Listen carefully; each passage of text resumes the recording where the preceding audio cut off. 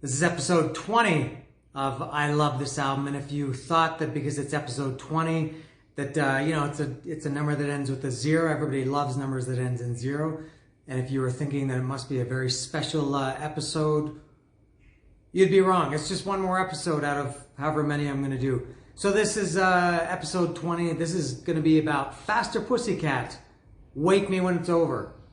It's a great album, obviously. That's why I'm going to talk about it. And I was a little bit torn between talking about their first album, which came out in 1987, and Wake Me When It's Over, right here, that came out in 1989. I've talked about this a few times.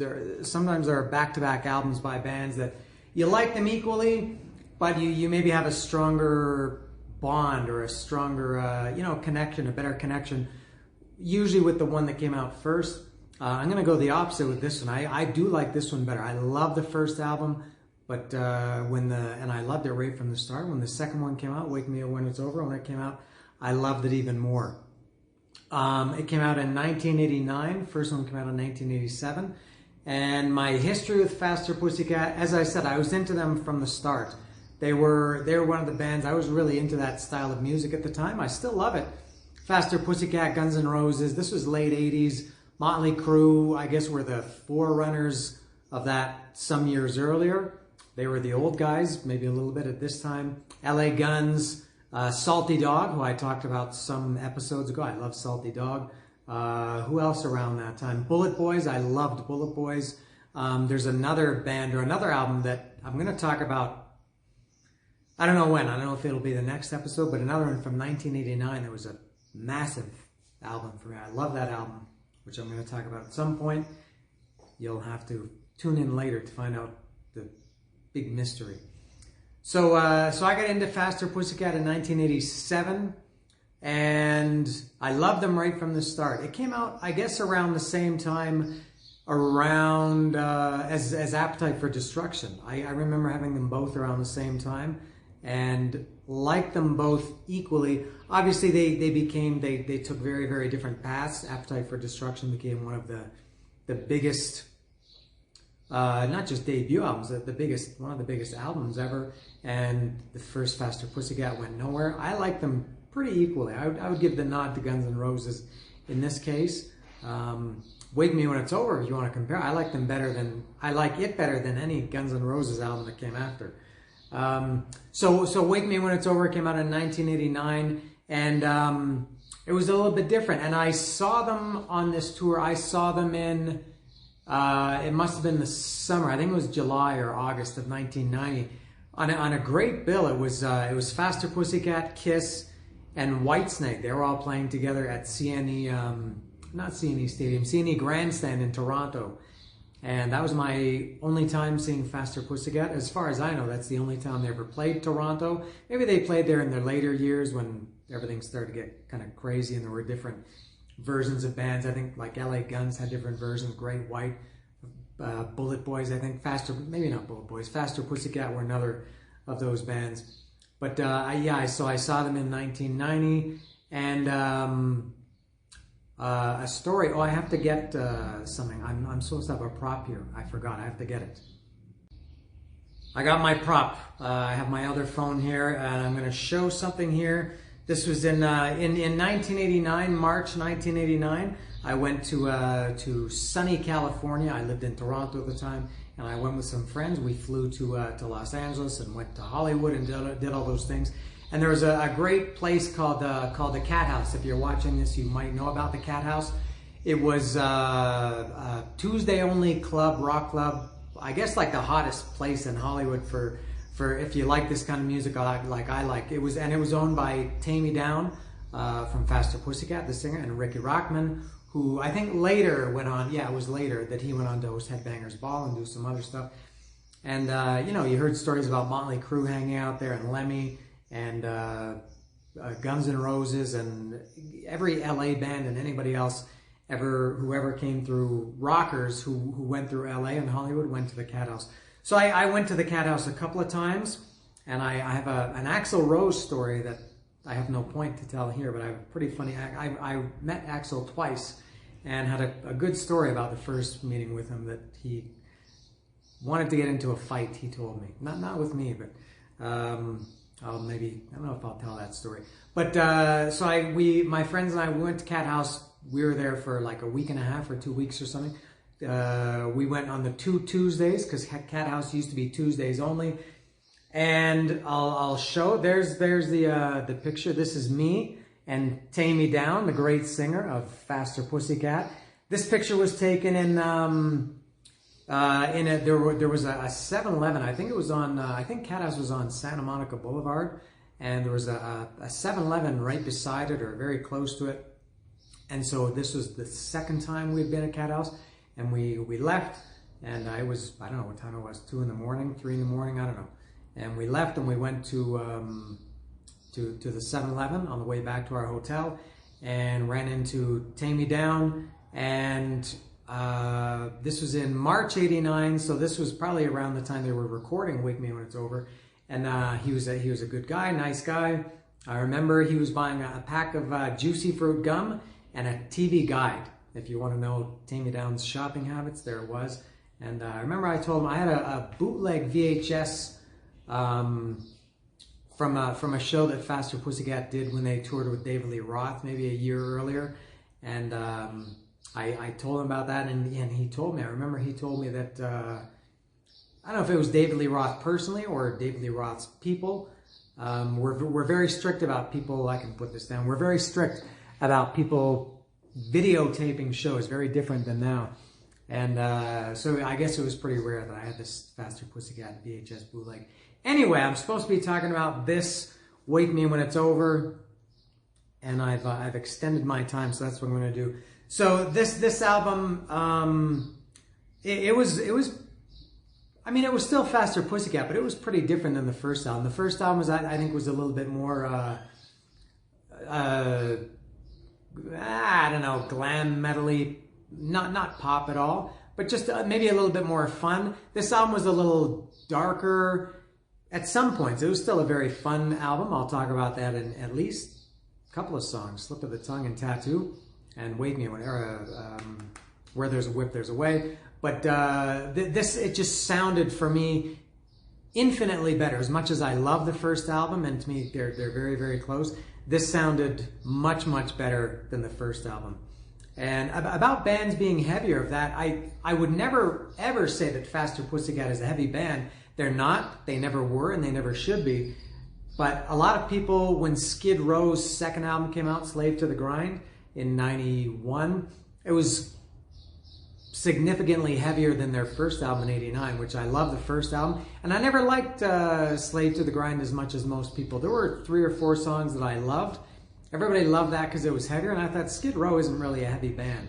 And Faster Pussycat isn't a heavy band, but there were some heavy moments on this album, and generally it was maybe a little bit darker. So the first song is Where There's a Whip, There's a Way. It's a bondage song. It's and it's a long, I'll talk about that too. This song, that song is 6:44, Where There's a Whip, There's a Way. Nobody knows how to tie the simple knots that I know. Getting weak in the knees and your bruises are beginning to show. The only way she knows how to take it is blow by blow.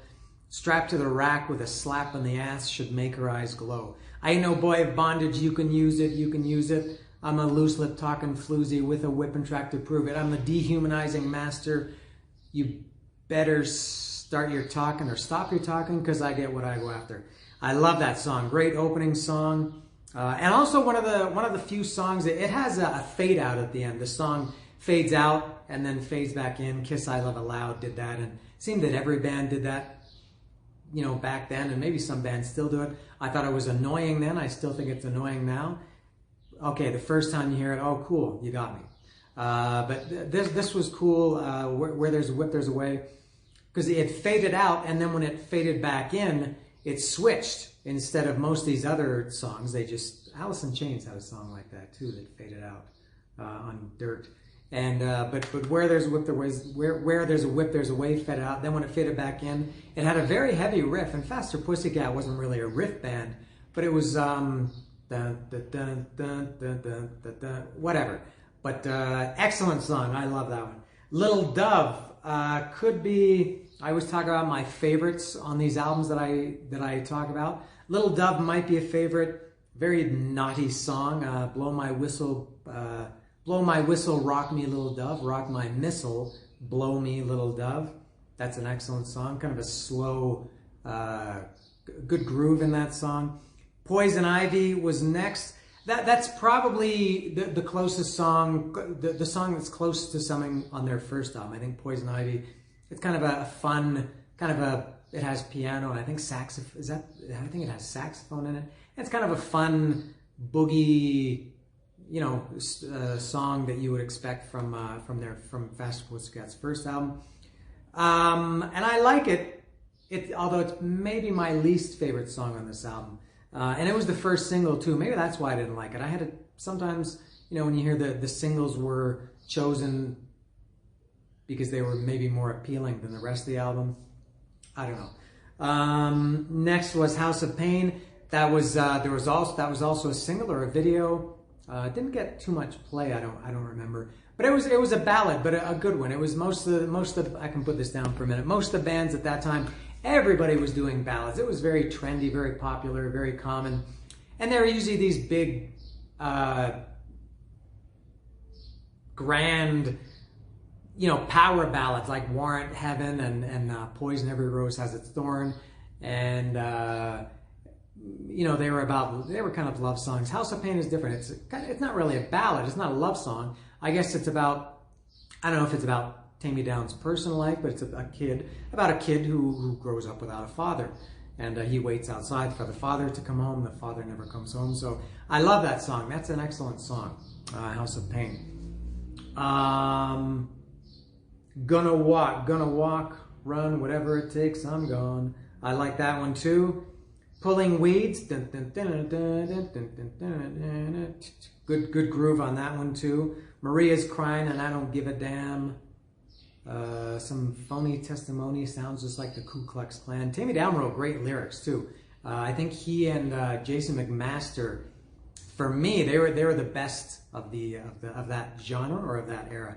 Very, very cool, kind of clever lyrics. Sometimes cheesy, but I never saw them as cheesy, but I like them. Slip of the Tongue. That's the one I mentioned earlier. That's a classic Faster Pussycat song. That's another kind of it's pretty self-explanatory. It's I need to get a grip on the lyrics. With a slip of the tongue, I'm in deep shit. I'm so bad off I can taste it. Buried myself with a slip of the tongue. How does that one start? Painted a perfect picture and busted my frame with all that cheap ass talking. You need an oxygen tank. If you're gonna do it right. If you're gonna do it right. Gotta catch the flow. Gotta hit 'em low. I get high between the thighs. Damned if I do, damned if I don't. Someone's always watching me. Turn on the news, see what I'm gonna do before it ever happens to me. With a slip of the tongue, I'm in deep shit. I'm so bad off I can taste it. Bury myself with a slip of the tongue. Very, very. I love that song. That could be my favorite. Lick to the left and take it up, then lick to the right. My baby likes my Model T. I'm parking it tonight. Gotta watch what I do. Gotta watch what I say. There's always one fucked up damn bum that gets in my way.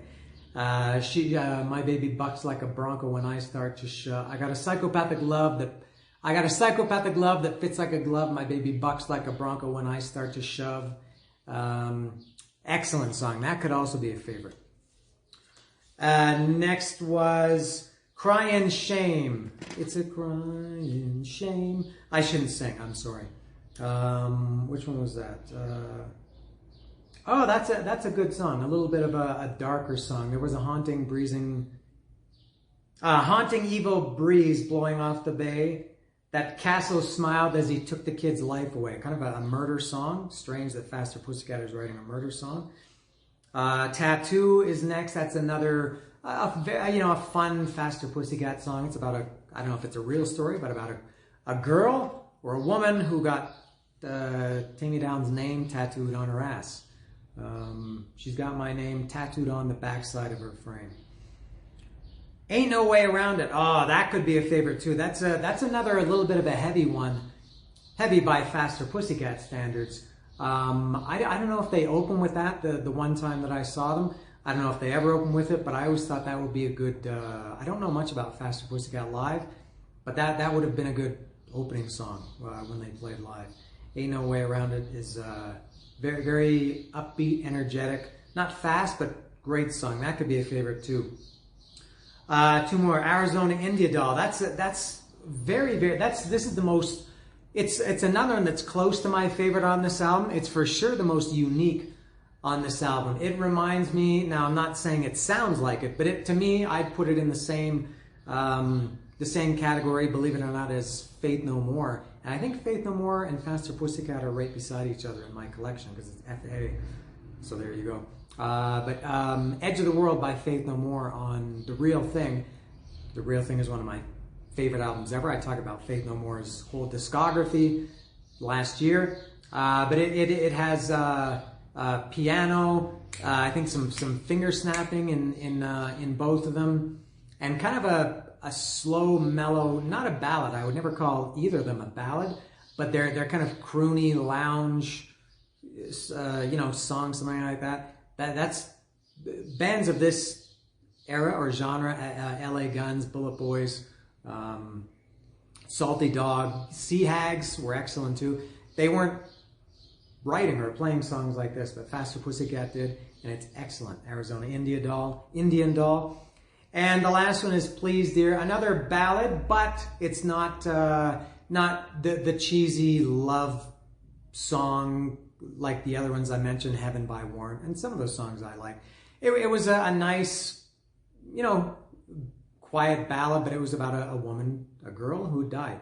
So instead of writing ballads like love songs, Faster Pussycat did that a little bit differently. They did a song about being a kid with no father and a girl or a girlfriend who dies. Could have been maybe a Mother Love Bone song, Please Dear. I don't know. But very, very, just top to bottom. I would say for me, this is in my top 3 of this era genre. LA Guns, Faster Pussycat, Bullet Boys, even Motley Crue, Rat, something like this. This is top of the line, top notch, top whatever you want to call it.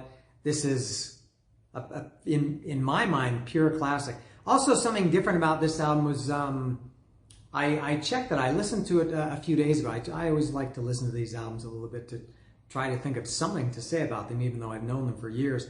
And this album is 60 or 61 minutes, very long for the time. This was in 1989, and if I can see, when did I buy this?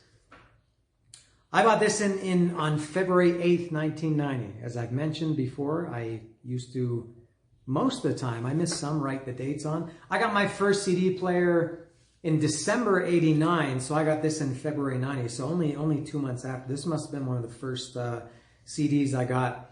And 60 minutes was long for an album back then. Back then, the average Rat or Motley Crue or Van Halen album, they were like 35 minutes. So 60 is long, but I would say a good example of a long album. I think in some cases 60 minutes is just way too long, but this album is perfect. It deserves every one of the 60 or 61 minutes. It's very hefty, this one. And I did have this originally on cassette. I guess I stopped buying records sometime in 89. There was I think 89 for me was the year of the cassette. I don't know if I've mentioned before, but I've never liked cassettes. But I did have this. I had LA Guns, Cocked and Loaded, which came out maybe a week before or a week after, I think. Wake Me When It's Over, and Dr. Feelgood came out right around the same time, probably within a couple of weeks or a month. And I had all of those on cassette, which I always hated. So I got this one on CD, one of the first ones. So there you go. Faster Pussycat, Wake Me When It's Over. I don't know really what's happening with Faster Pussycat these days. They were unfortunately, many of that bands of that era, that they kind of dissolved and had, as I mentioned earlier, went into 2 different factions, and had a lot of lineup changes. And I don't know what's happening with Faster Pussycat these days. But you know what I do know? I love this album.